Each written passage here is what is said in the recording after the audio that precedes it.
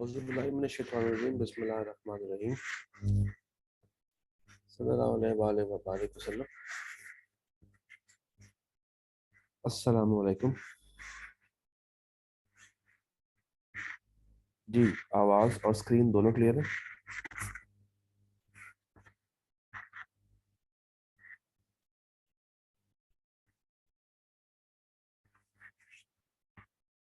System ने आज and time पे धोखा दे दिया मुझे, तो I had to get some things right from back end और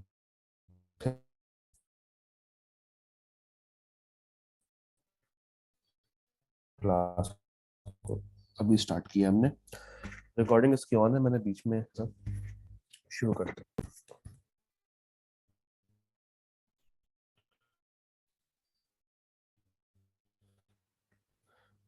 लेट्स स्टार्ट।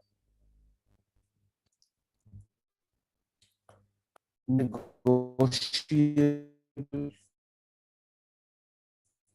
इंस्ट्रूमेंट्स के ऊपर हम लोगों ने बात करनी है। पहले इसका एक ओवरव्यू आपको दे दूं।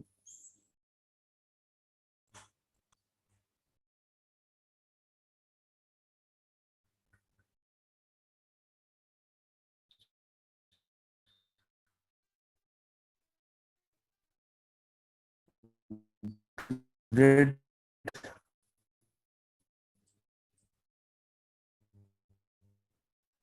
D, grade 11, 12, 13. Then we have negotiable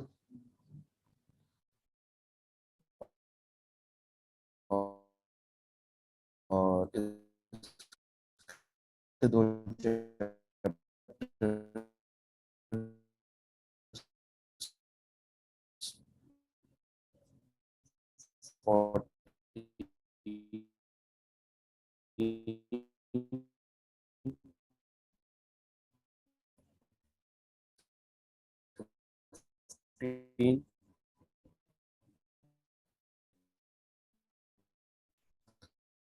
another loss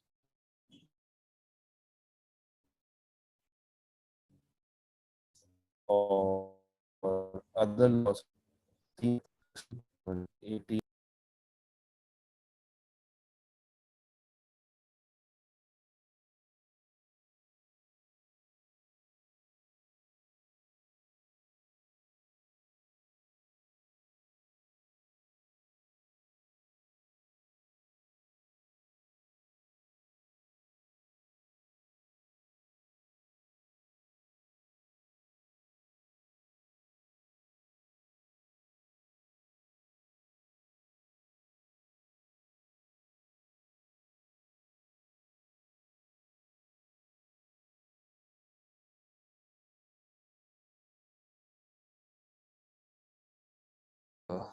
जी बताइएगा, आवाज सबको क्लियर है? आवाज सबको क्लियर है? ठीक है सर, मैं बीच में ना आज मेरा सिस्टम मुझे बहुत तंग कर रहा है। अभी एकदम से ये बंद हो गया था, आवाज में चली गई थी। मैं ये बात कर रहा हूँ आपसे कि निगोशिएबल इंस्ट्रूमेंट्स एक फील है बच्चों में कि नहीं सर ये एरिया बहुत मुश्किल है, इसके अंदर मुश्किल मुश्किल अल्फाज लिखे हुए हैं, कॉन्सेप्ट्स जो है वो हमारे मिक्स हो जाते हैं, हमें समझ कम लगती है। तो we will make sure in these days, जब जितना हम लोग निगोशिएबल जितने दिनों में कवर कर रहे हैं, तो we will be making sure कि कोई भी चीज आप को ऐसी मुश्किल ना लगे जो कि आपको समझ ना आए। ठीक है, आराम आराम से तसल्ली से हम लोगों ने इस एरिया को करना है along with past papers. Without further ado शुरू करते हैं।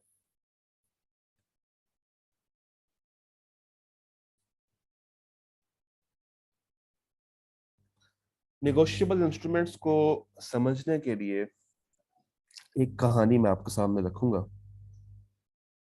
There will be a story जिसके मुताबिक हम लोग निगोशिएबल को समझेंगे। कहानी का नाम है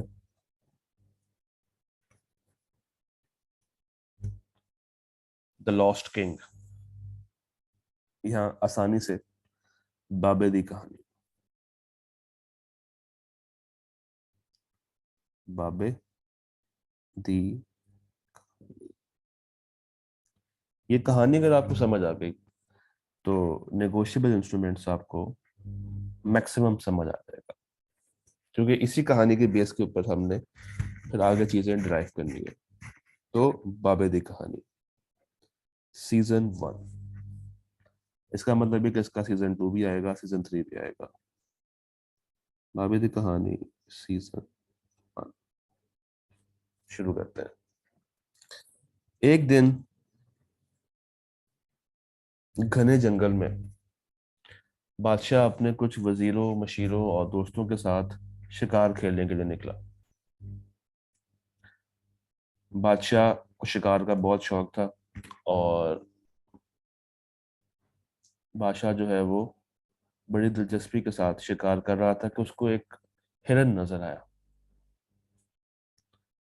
बादशाह को शिकार का बहुत शौक था और उसको एक हिरन नजर आया। वो हिरन का पीछा करते करते घने जंगल के अंदर दाखिल हो गया, और उसके दोस्त, मशीर, वज़रा पीछे रह गए। अचानक से जब उन्होंने गौर किया कि बादशाह उनके दरमियान नहीं है, तो उन्होंने बादशाह को सर्च किया, बादशाह को ढूंढा कि भाई बादशाह किधर चला गया। वो तो हमारे साथ आया था, उसके बगैर तो हम वापस भी नहीं जा सकते। बहुत ढूंढा बादशाह को, बहुत ढूंढा, मगर बादशाह कहीं ना मिला। और उस जमाने में मोबाइल फोन भी नहीं थे कि बादशाह को कॉल कर लेते। बादशाह को बहुत ढूंढा, ढूंढते ढूंढते शाम पड़ गई। उसमें से एक वजीर ने कहा कि हो सकता है बादशाह अपने घर चला गया हो, मलका के पास चला गया हो, हमें यहाँ पे लगा के खुद मलका के पास चला गया हो और जाके रोमांटिक डिनर कर रहा हो। तो बाकी मशीरों ने, वजीरों ने भी उसकी हाँ में हाँ मिलाई, और वो लोग वापस महल की तरफ चल दिए। वो लोग वापस महल की तरफ चल दिए, ये भूल के कि बादशाह अभी तक जंगल में ही था। बादशाह हिरन का पीछा कर रहा था कि अचानक हिरन उसकी आंखों से ओझल हो गया, और बादशाह को एहसास हुआ कि भाई अब तो वो घने जंगल के अंदर मौजूद है और उसके लेफ्ट राइट कुछ भी नहीं है। उसको भूख भी शदीद लगी हुई थी, और हिरन का शिकार करते करते वो थक भी बहुत गया था। कपड़े भी उसके खराब हो गए थे, उसको चोटें भी आई, उसका घोड़ा भी जख्मी हो गया था। उसने जोर जोर से आवाजें लगाई कि कोई है मेरी मदद करे, कोई है मेरी मदद करे, कोई भी उसकी मदद को ना पहुंचा। बादशाह मायूस होके चलता रहा अपने घोड़े के साथ। उसको एक घर से या एक झोंपड़ी से रोशनी निकलती नजर आई। एक झोंपड़ी से उसको रोशनी निकलती नजर आई।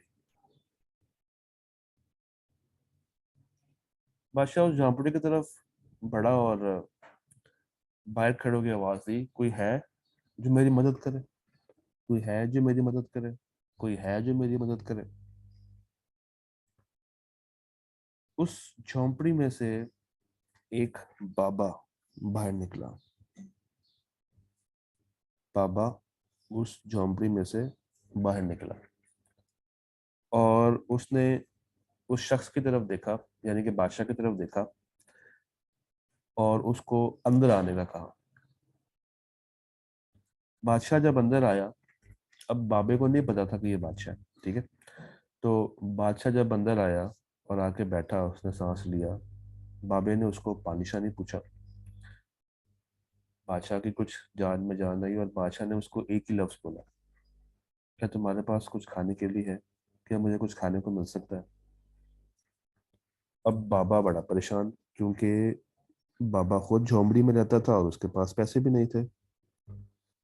बाबा ने ये कहा, या बाबे ने ये कहा बादशाह को कि भाई साहब, आप मेरे दर पे मेहमान हैं, तो हम अपने मेहमानों की इज्जत करते हैं, उनकी आओ भगत करते हैं, मगर असल में इस वक्त मेरे पास सिर्फ एक वाहिद बकरी है जो कि बाहर बंधी हुई है। अगर आप कहते हैं तो मैं उसको हलाल करके आपको उसका गोश्त वगैरह खिला देता हूँ। बादशाह ने कहा, देखो अगर तुम ये कर दोगे तो मैं तुम्हें इनामात से भर दूंगा, तुम्हारी झोंपड़ी को महल में तब्दील कर दूंगा। तुम्हें नहीं पता मैं यहाँ का बादशाह हूँ। बाबे ने वो बकरी ज़िबा की, उसका रोस्ट बनाया और बादशाह को दे दिया। बादशाह जब शेर हो गया खा के, उसकी जान में जान वापस आई, उसको ताकत मिली, तवानाई मिली, जब उसका पेट भर गया तो उसके बाद उसने जेब में हाथ डाला और पूछा कि तुम्हें कितने पैसे चाहिए। बाबे ने कहा, जितना आपका दिल करे। बादशाह ने जब जेब में हाथ डाला तो उसकी जेब खाली, क्योंकि वो तो शिकार करने के लिए बाहर आया था और पैसे तो सारे वजीरों के पास थे, मशीरों के पास थे। बादशाह के अपनी जेब में तो कुछ भी नहीं था। बादशाह ने बाबे से कहा, यार एक काम करो, मुझे एक कागज ला के दो।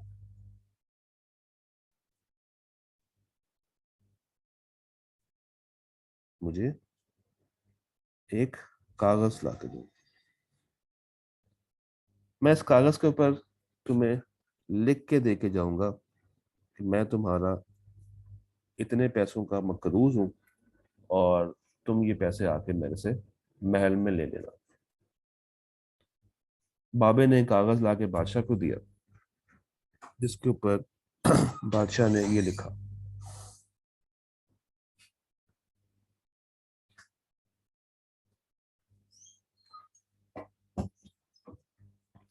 बादशाह ने लिखा, मैं बादशाह, तुम बाबे। अभी यहां तक ही लिखा था कि बाबे ने एकदम से बीच में बोला, बादशाह, असल में तुम्हें पता है मैं तो यहाँ पे अकेला रहता हूँ और मेरी इतनी एज नहीं है कि मैं तुम्हारे महल तक खुद ट्रैवल कर सकूं, तो तुम मेरे नाम के साथ मेरे बेटे का नाम भी लिख दो। बादशाह ने कहा ठीक है। तो बादशाह ने अपनी वर्डिंग्स चेंज की, मैं बादशाह, तुम बाबे, या तुम्हारे कहने पर किसी और को 3 लाख दिरहम देने का वादा करता हूँ। ये स्टेटमेंट लिखी, ऊपर आज की डेट डाली, यहाँ पे तारीख डाल दी, आज की जो तारीख थी, और नीचे बादशाह ने अपने साइन कर दिए। नीचे बादशाह ने अपने साइन कर दिए और ये कागज बाबे को दे दिया। कागज पे क्या लिखा हुआ है? कागज पे ये लिखा हुआ है कि मैं बादशाह, तुम बाबे या तुम्हारे कहने पे किसी और को या तुम्हें दूंगा या तुम्हारे कहने पर किसी और को 3 लाख दरम देने का वादा करता हूँ। ये लिखा और साइन कर दिया और ये कागज बाबे को देके चला गया। अगली सुबह जब बेटा घर आया बाबे के पास, तो बाबे ने कहा, बाबे ने उसको पूरी रात की कहानी सुनाई और उसको ये कागज दिया और कहा, जाओ बादशाह के महल से जाके 3 लाख दरम ले आओ। बेटा बड़ा खुश। बेटे ने कहा, क्या वो मुझे दे देंगे? बादशाह ने कहा, हाँ दे देंगे। तो गौर से पढ़ो, लिखा हुआ है कि मैं बादशाह, तुम बाबे या तुम्हारे कहने पर किसी और को, तुम्हारे कहने पर किसी और को। तो बाबे ने क्या किया, बाबे ने यहाँ पे अपने साइन किए, बाबा, और अपने साइन करके बेटे का नाम लिख दिया, बेटे का नाम लिख दिया और कहा कि अब ये मेरी तरफ से तुमको ट्रांसफर हो चुका है, मेरी तरफ से तुमको ट्रांसफर हो चुका है, अब तुम इसके मालिक हो, जाओ वह जाके महल से पैसे ले आओ। बेटा महल की तरफ चल पड़ा। 3 लाख दरम थे, अच्छी खासी हैवी अमाउंट थी। रास्ते में जब वो शहर पहुंचा तो उसको एक दुकान नजर आई। महल के साथ उसको एक दुकान नजर आई जो कि नेसेसिटीज बेचती थी, जो जरूरियात जिंदगी होती हैं उसको ये लोग सेल करते थे। तो वो बेटा उस दुकान में दाखिल हो गया। बेटा उस दुकान में दाखिल हो गया और वहां से 1,20,000 दरम की शॉपिंग कर ली।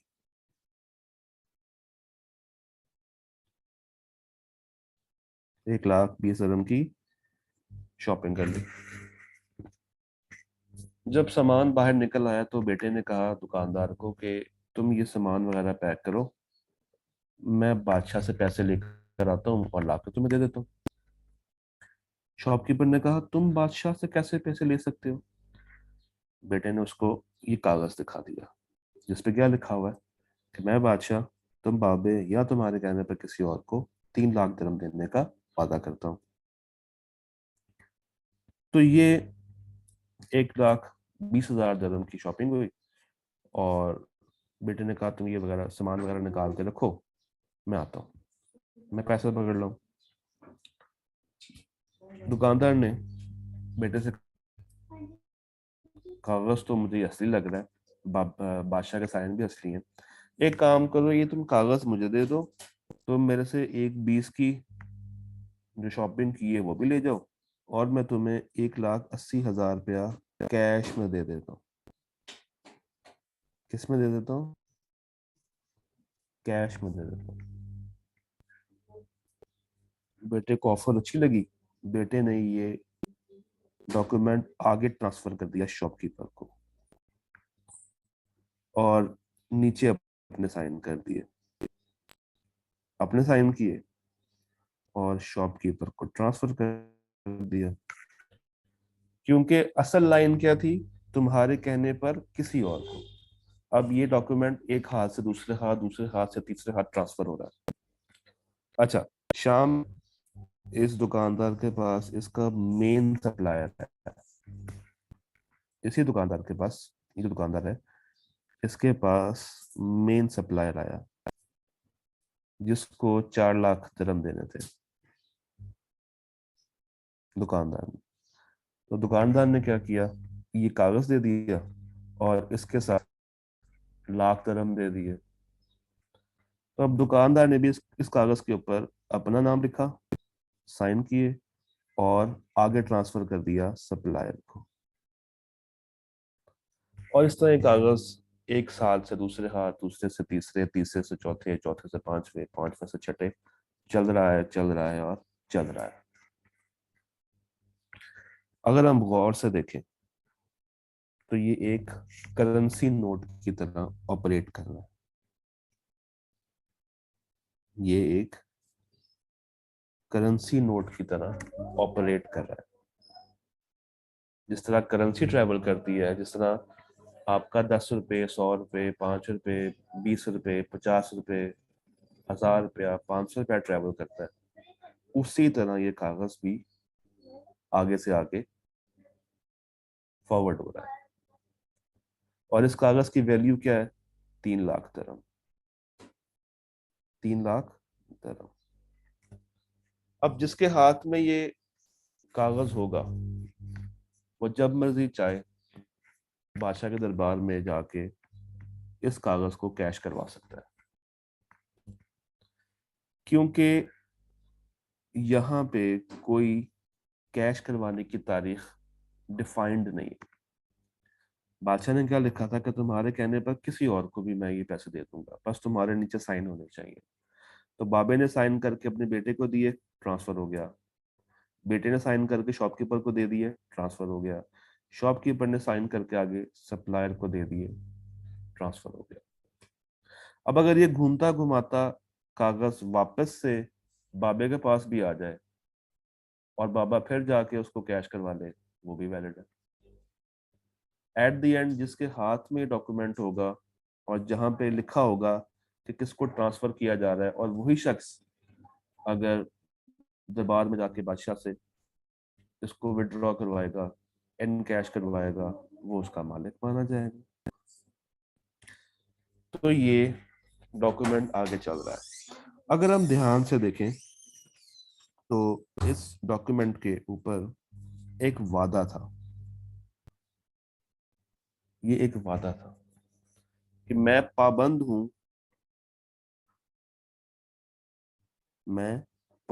हूं तुमको इतने पैसे देने का। वादे को इंग्लिश में कहते हैं प्रॉमिस, और इस तरह के डॉक्यूमेंट को कहते हैं promissory note. Promissory note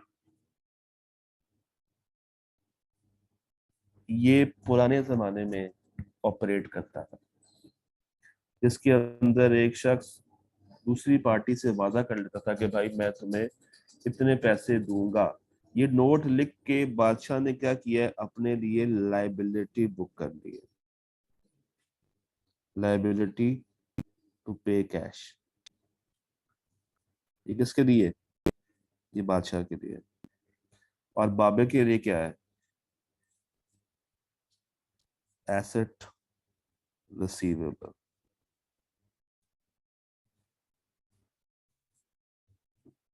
asset receivable. तो यहां तक मुझे बताइए, बाबे दी कहानी सीजन 1 समझ आई?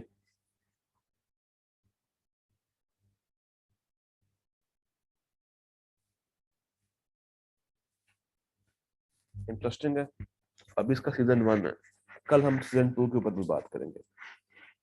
यहां तक चीजें क्लियर है? अच्छा, अब जरा किताब से देख लेते हैं। बल्कि एक काम करें, इसका एक स्क्रीनशॉट लेके ग्रुप में शेयर करते हैं। स्क्रीनशॉट और इसको ग्रुप में फॉरवर्ड कर दें।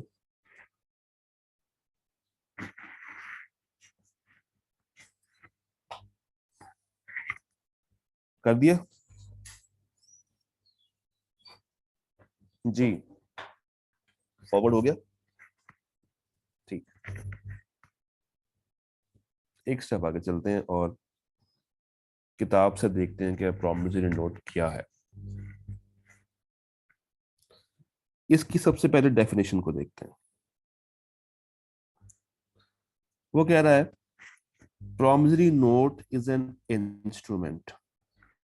ठीक है, ये है, एक कागज है, एक इंस्ट्रूमेंट है जो कि राइटिंग में बनाया जाता है, जो कि लिखत पढ़त में होता है, ब्लैक एंड व्हाइट में होता है।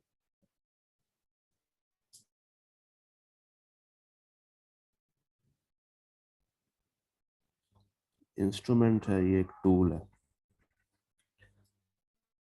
मगर याद रखना कि ये बैंक नोट या करेंसी नोट नहीं है, क्योंकि बैंक नोट और करेंसी एक इंस्ट्रूमेंट है जो कि इन राइटिंग है। बेसिकली ये एक वादा है। हमने कहा था कि करेंसी तरह ट्रेवल कर रहा है, ट्रेवलिंग लाइक करेंसी नोट, एक पार्टी से दूसरी पार्टी, दूसरी से तीसरी, तीसरी से चौथी। तो promissory note is an instrument in writing जिसके अंदर एक अनकंडीशनल वादा हो। अंडरटेकिंग हो। अंडरटेकिंग इज वादा। अनकंडीशनल बगैर किसी शर्त के। नो कंडीशंस, नो शर्त। अब बादशाह ने ये नहीं लिखा कि ये एक्टिविटी होगी तो मैं तुम्हें इतने पैसे दूंगा, या तुम अगर मंडे को आओगे तो मैं तुम्हें इतने पैसे दूंगा, ट्यूसडे को आओगे तो इतने पैसे दूंगा। कुछ भी मेंशन यहाँ पे नहीं है, कोई कंडीशन नहीं है। या मैं ये लिख सकता हूँ कि no contingency.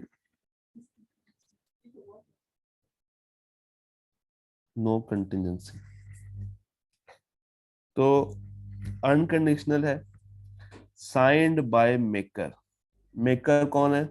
Maker who makes the promissory note, जिसने ये प्रॉमिसरी नोट बनाया है और वो वादा भी कर रहा है कि वो उसके मुताबिक पैसे देगा। मुझे बताइए इस केस में मेकर कौन है? मेकर कौन है इस केस में? बादशाह। बादशाह इज मेकर। बादशाह ने बनाया और बादशाह ने साइन किए, और बादशाह ही कह रहा है कि मैं तुम्हें ये देने का पाबंद हूं। Signed by maker. अब अगली बातें थोड़ी सी ध्यान तलब है, आपने गौर से देखनी है। टू पे ऑन डिमांड। टू पे ऑन डिमांड यानी कि उसके दरबार में जो भी आके डिमांड करेगा वो उसको पैसे दे देगा।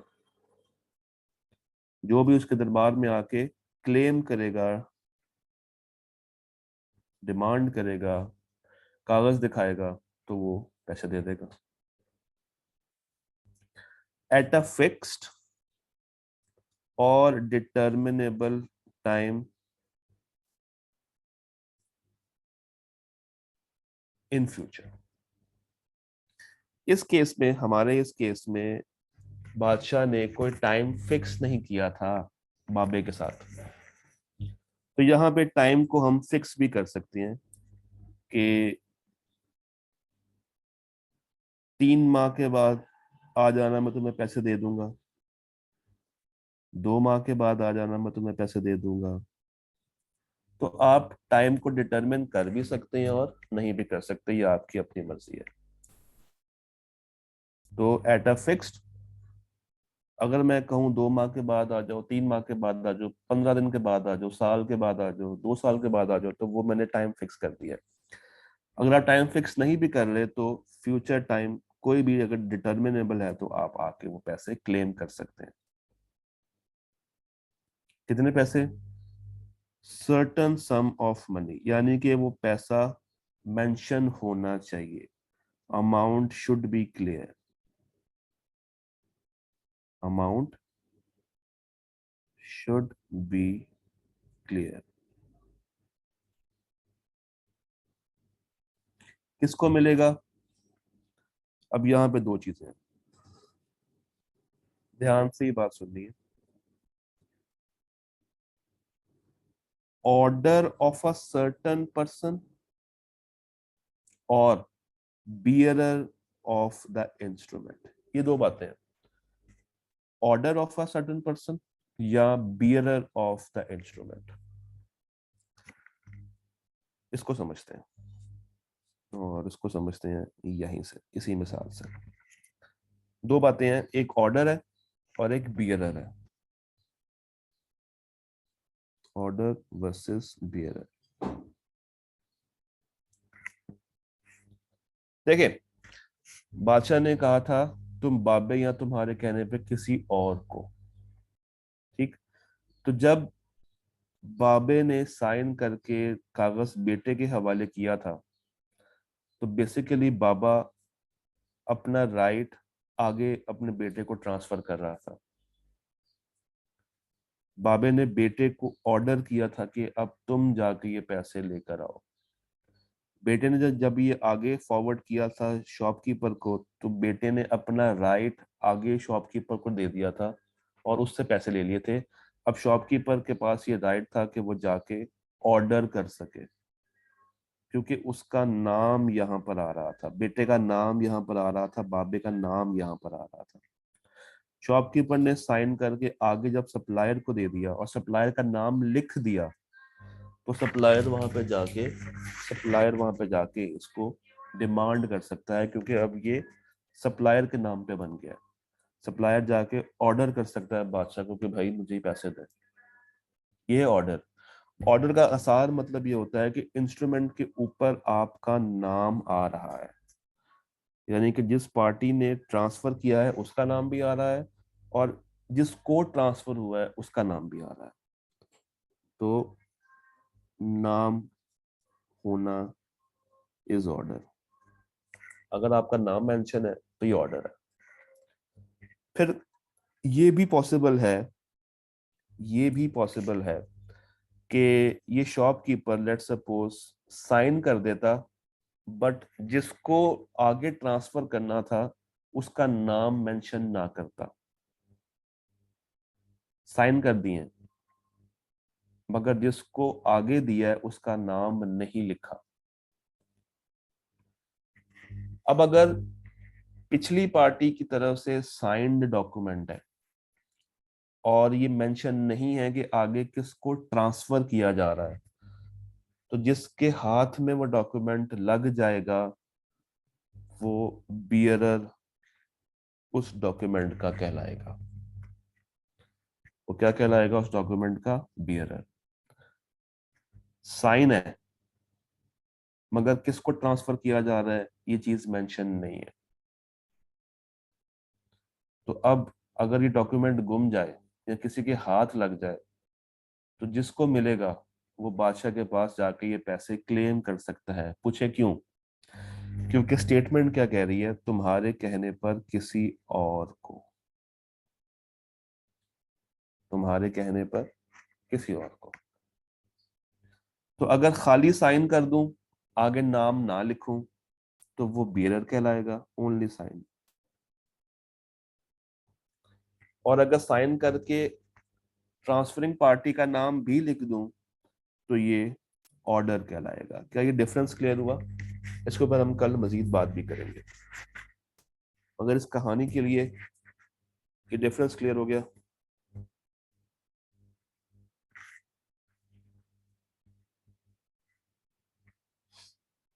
ऑर्डर और बियरर, ठीक। तो डिटर्मिनेबल फ्यूचर टाइम में या फिक्स फ्यूचर टाइम में अगर मेकर एक इंस्ट्रूमेंट बना रहा है और वो वादा कर रहा है कि भाई इतने पैसे दूंगा, और वो एक अनकंडीशनल वादा है, किसी चीज पे कंटिंजेंट नहीं है, this will be called promissory note. तो इसमें कितनी पार्टीज है हमारे पास? दो पार्टीज। एक जो बना रहा है, मेकर,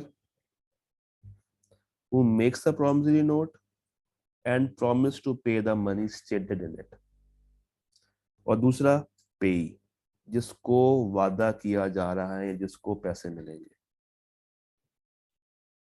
जिसको वादा किया जा रहा है। हो सकता है वादा किसी और को किया जाए मगर पेमेंट किसी और को दे रहा हो मेकर। हमारे केस में वादा किया था बाबे के साथ, पेमेंट किसको हो रही है? शॉपकीपर के आगे सप्लायर को, और हो सकता है कि सप्लायर उसको मजीद आगे से आगे ट्रांसफर कर दे। ये नीचे एक स्पेसिमेन दिया हुआ है, एक एग्जांपल सी दी हुई है प्रॉमिसरी नोट की, तकरीबन वैसी जैसे भी हमने बनाई। ऊपर डेट आ रही है, अमाउंट आ रही है।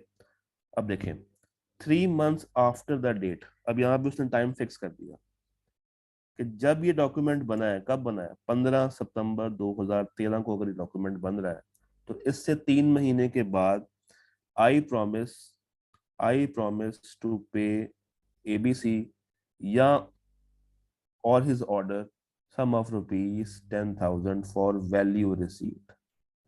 ये जरूरी है, फॉर वैल्यू रिसीव्ड, यानी कि जो आपको मिला आपने उसी के पैसे देने हैं। और नीचे साइन आ रहे हैं, मेकर के भी और पेई के भी। मेकर कौन है? जो मेक कर रहा है, जो बना रहा है। हमारे केस में कौन था? बादशाह। और पेई कौन था? बाबा। साइन किसके आएंगे? मेकर के। और यहाँ पे बाबे का या पेई का नाम और उसका एड्रेस आएगा। ये स्लाइड अगर आपको क्लियर है तो मुझे बताइए, इस स्लाइड से कोई सवाल? Any question from this slide?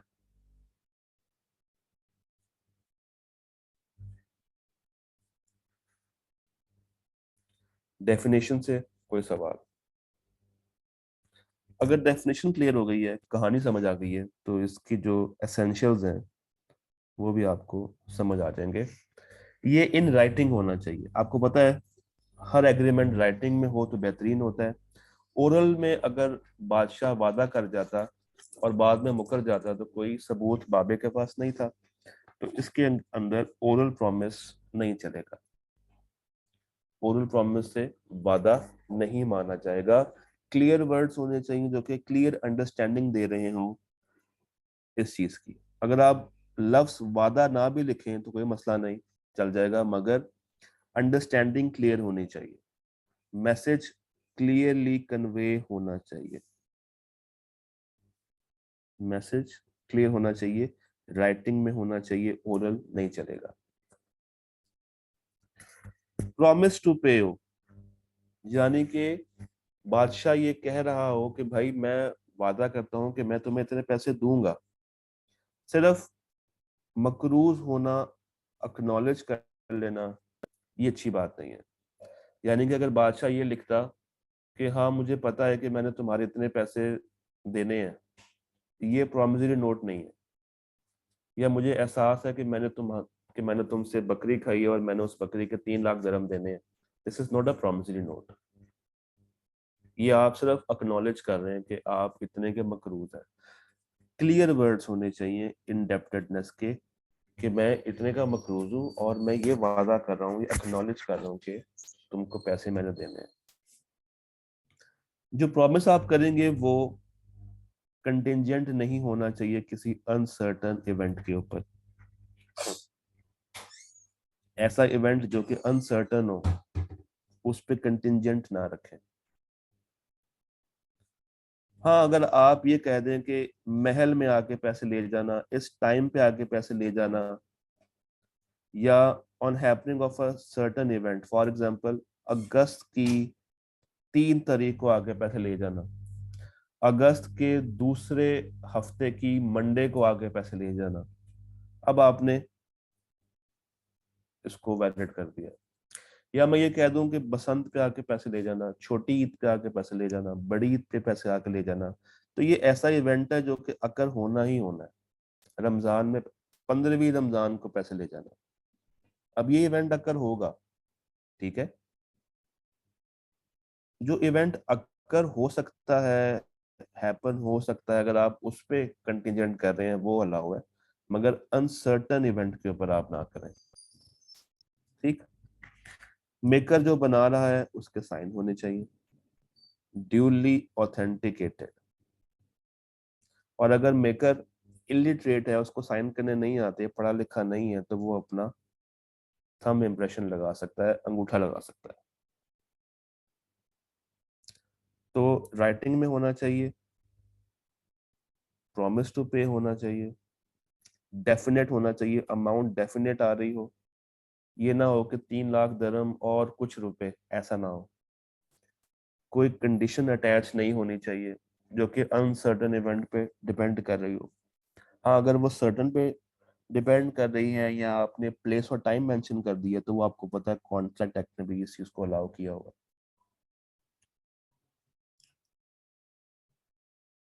आज की आखिरी स्लाइड और कुछ मजीद एसेंशियल्स।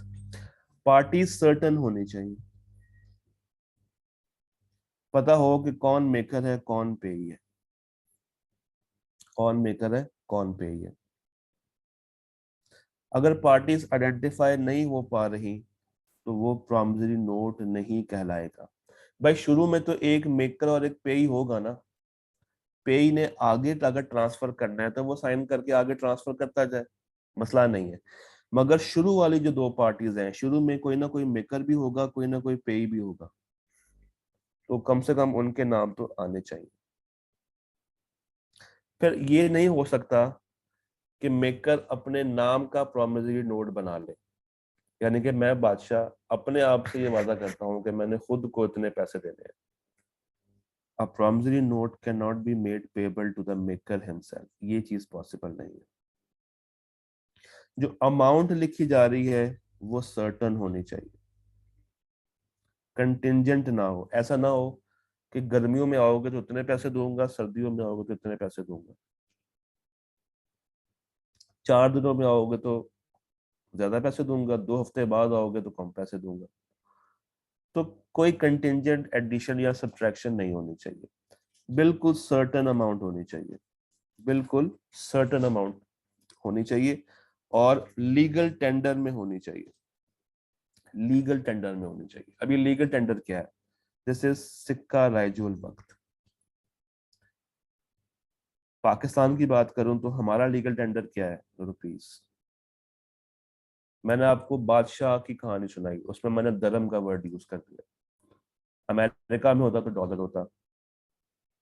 तो उस मुल्क की अपनी करेंसी में होना चाहिए, this is legal tender.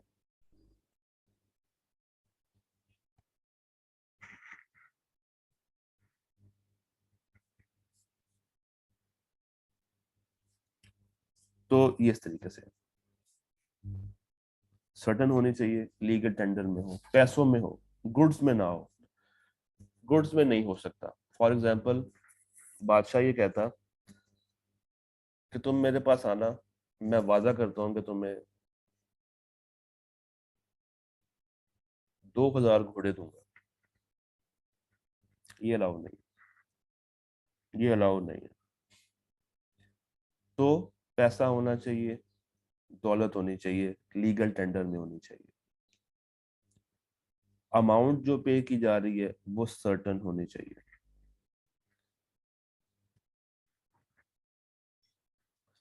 Yes, ये पॉसिबल है कि आप उसको इंटरेस्ट के साथ पे कर सकते हैं। ये पॉसिबल है कि अगर आपने उसको एक्सचेंज रेट में डाल के कन्वर्ट करवाना हो, वो किया जा सकता है। और इसको इंस्टॉलमेंट्स में रखा जा सकता है, एक प्रोविजन डाल के कि अगर डिफॉल्ट हो जाए पेमेंट में, तो जो बैलेंसिंग अमाउंट है वो फौरन उसी वक्त सारी की सारी ड्यू हो जाएगी। तो ये तीन कुछ छोटी सी बातें जो कि आपको पता होनी चाहिए कि पेबल विद इंटरेस्ट हो सकता है, पेबल एट इंडिकेटेड या करंट रेट ऑफ एक्सचेंज हो सकता है, और इंस्टॉलमेंट्स हो सकता है। फॉर एग्जाम्पल, ए और बी, इनके दरमियान प्रोमिसरी नोट बना था डॉलर्स में, मगर ए रहता है पाकिस्तान में। तो बी जो पेमेंट करेगा वो उसके लीगल टेंडर के मुताबिक करेगा, यानी कि रुपीस में करेगा। और यस, आप नोट के ऊपर एक्सचेंज रेट फिक्स भी कर सकते हैं, इंडिकेट भी कर सकते हैं, या मौके पे जो रेट होगा उसके मुताबिक कन्वर्ट करके भी पैसे दे सकते हैं। So this was season 1, Babur की कहानी सीजन 1, जिसके अंदर हम लोगों ने प्रॉमिसरी नोट को देखा। कल हम लोग एक और इंस्ट्रूमेंट के ऊपर बात करेंगे, बल्कि दो इंस्ट्रूमेंट्स के ऊपर बात करेंगे। सीजन 2 और सीजन 3 हमारा कल होगा, और फिर कहानी को मजीद समझेंगे। आपसे गुजारिश है कि प्रॉमिसरी नोट आपने पढ़ के आना है। ठीक हो गया? ये बात समझ आ गई कि प्रॉमिसरी नोट आपने तसल्ली से तैयार करके आना है। हमने ज्यादा नहीं पढ़ा, शायद एक सफा पढ़ा है किताब का, तो वो एक सफा आपने अच्छे से तैयार करके आना है। जो भी पढ़ते हुए मसला आए, कोई लाइन समझ ना आए, कोई बात समझ ना आए, तो आपने फौरन से व्हाट्सएप ग्रुप में पूछ लेनी है, शर्माना नहीं है। ठीक? तो प्रॉमिसरी नोट, वादा, हमने उसकी डेफिनेशन देखी, उसको पहले समझा, पार्टीज देखी, और एसेंशियल एलिमेंट्स देखे। राइटिंग में होना चाहिए, प्रॉमिस टू पे हो, डेफिनेट हो, साइन किया हुआ हो, पार्टी सर्टन हो, लीगल टेंडर में हो, अमाउंट सर्टन हो। ये सारी कहानी हम लोगों ने अंडरस्टैंड की। अब आपसे क्या रिक्वायर्ड है कि आपने उसको अंडरस्टैंड करना है। ठीक? तो सी यू गाइस टुमारो, और होपफुली कल की क्लास में डिले नहीं आएगा इंशाल्लाह। मिलते हैं कल। अल्लाह हाफिज जी। टेस्ट होंगे, बिल्कुल होंगे। आज एक टेस्ट है चैप्टर 18 का और 1 का, और हमारा जो एक हैवी टेस्ट है, ग्रैंड टेस्ट, मैंने कल मैसेज किया था ग्रुप में, पहले वो था नेक्स्ट ट्यूसडे को, बट अब मैं उसको संडे पे ले गया हूँ, यानी कि नेक्स्ट वीक का जो संडे होगा उसमें चैप्टर नंबर 1 और 11 से 18 तक है। तो वो हजरात जिन्होंने हमें, अच्छा चलो मैं इसको चेंज करवा देता हूँ, मैं इसको सर चेंज करवा देता हूँ। तो वो हजरात जिन्होंने मतलब जो अभी हमें अब ज्वाइन कर रहे हैं, तो वो इस चीज़ से फायदा उठा सकते हैं। लेक्चर जो पिछले हैं वो पोर्टल पे अवेलेबल है, तो आप उनको अभी तैयार करें और टेस्टिंग के अंदर शामिल हो जाएं। ठीक है जनाब, मिलते हैं कल मजीद बातों के साथ। अल्लाह हाफ़िज़।